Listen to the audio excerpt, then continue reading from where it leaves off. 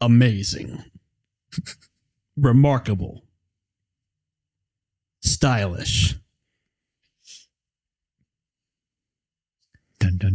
Who am I describing? What group am I describing right now? Which YouTube show embodies all these characteristics? Loud. Yes. It's Paradise Lost, baby. Here we are. Our little slice of paradise. Episode 22, pushing forward. Let's get into it. Oh, yeah. Our heroes stand within the Svalich Woods, having just defeated the Druids and their tree blight monster they created, bitch, and lost Irina to Strahd in the process. Wah. Okay. Well, okay, well, so we traded a big tree for Irina. Correct.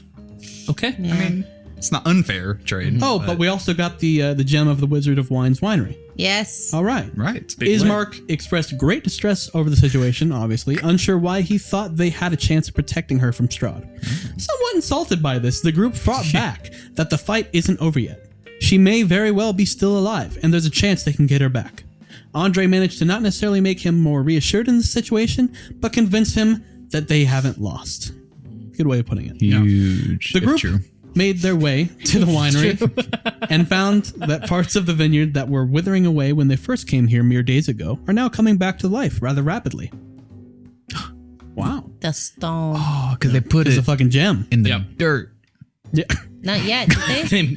Yeah, the first gem that you guys had brought back, they immediately this is replanted. the second one. Was there a special dirt spot or just anywhere? I mean, Just, like, I toss that think shit, that but, yeah. I like to think that they had like 3 quadrants of the vineyard. And so Oh, they didn't set we one ask back. them? We asked them, like, where do you put it? Right? Dirt. I don't know. I don't know if you asked them. Maybe you did, but I don't we think did. like they didn't really have like a specific thing. But I assumed that there was 3 main areas that they had created boundaries for, and then like one gem went in that, one went in another, and one in another. That's how I viewed it. Hopefully they changed that so it's not so easy to steal, you know. Well, next Curse I of think- Strahd campaign. Well, I think what they need to change is that the fence. Yeah. they were What adding is happening right now? Did I close this? Yes, this is the Wizard of Wine podcast. So while we were fighting that big tree guy, the members of the Markov family were out in the vineyard tending to it, as well as working to make pit traps throughout the land in preparation for the anticipated attack from the Druids. They met with Davian again and gave back the gem that the Druids had stolen from the Markov family. Again. That's big. big. That's Big. 2 or 3? 2 or 3. 2 or 3. Okay. Baby. Davian thanked them and also mentioned that they had started to tell people of the good works of this adventuring party, to which the party immediately That's asked what them not to do so. A constant theme. Yeah, no, people don't seem to understand. Fuck off. Timothy suggested that instead of spreading news of them, perhaps the Martikov family could spread their form of lycanthropy to the party as well. That sounds sketchy. Very, very interesting Yeah. deal. Imagine all Shocked to hear this, Davian said that perhaps now is not the best time to do this. But if he truly desires this change, arrangements can be made to turn Timothy into a were-raven in the coming days. Plans were discussed about potentially going back toward Castle Ravenloft to try to get Irina back.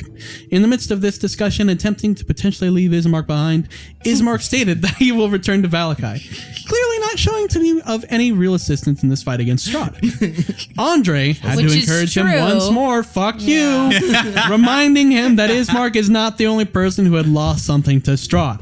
Everyone in the party Yes, sir. had lost someone important to them because of Strahd. The whole reason the defenders of Oakle were even pushing Strahd was to avenge their dear friend and leader. That's why we're pushing forward. What was her name?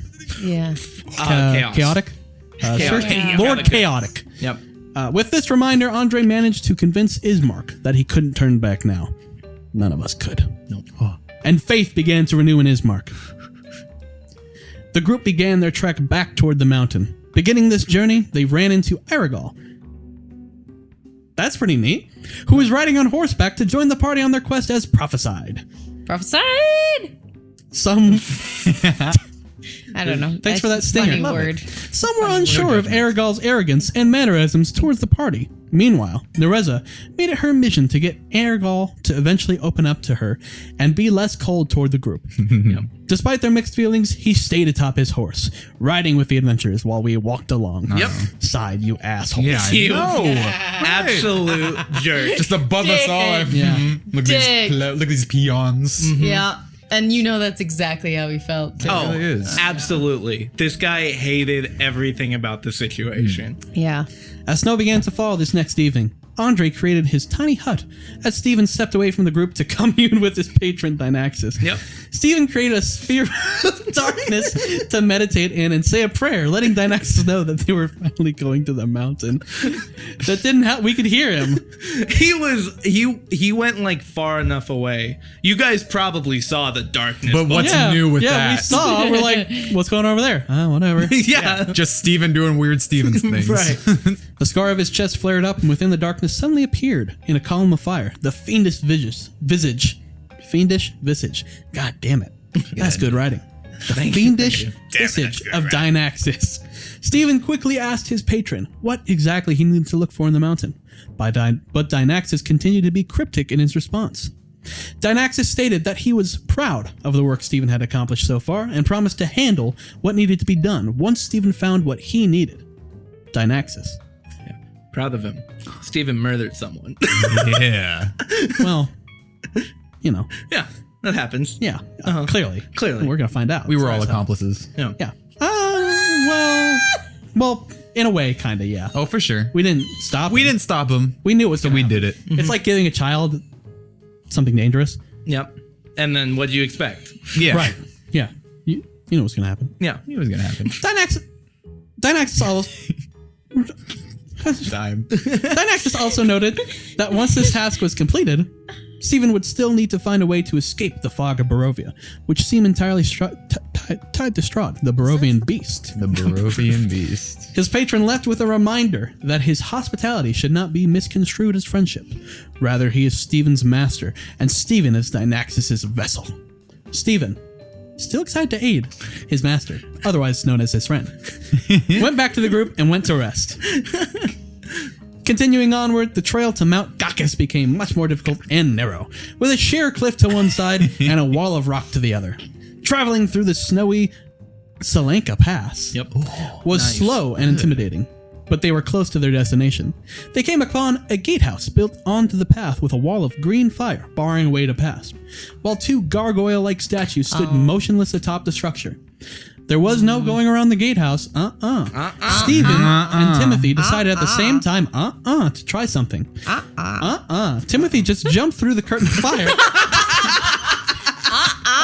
Stephen decided to try something. I'm gonna jump through it. I don't know. I was just standing there thinking I could jump through this thing. Well, I got through. You did. Taking an immense amount of damage from the flames.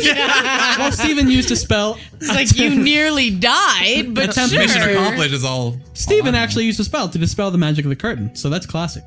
The dispel magic failed, though. Okay, I see. But they could hear Timothy on the other side. Timothy cried out in pain as he looked around. He saw that one of the vulture-like heads of one of the statues was peering down towards him. Like, that wasn't bad enough.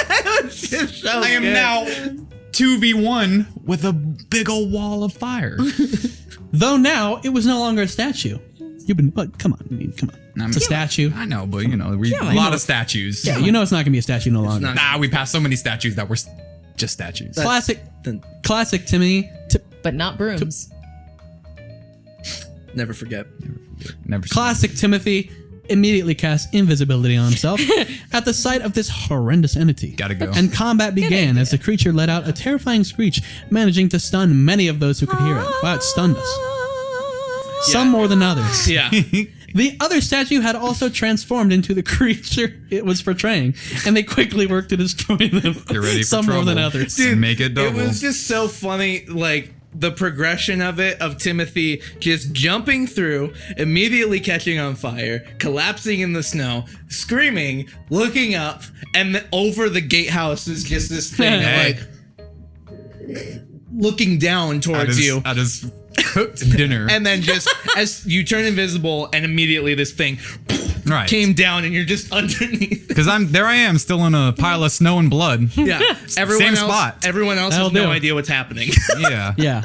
So Yeah. it bit in my general direction. Took some more blood. Timothy managed to get away, though, as the creatures focused towards the people in the gatehouse, the ones who were visible. The curtain of fire was luckily dispelled, allowing the party to begin fighting directly with the fiendish vultures. Vultures. Either one works. Same thing. Enduring screeches of stunning power. Very, very powerful stunning power. As well as poisonous spores emerging from the skin of the creatures. The group managed to deal significant damage to them.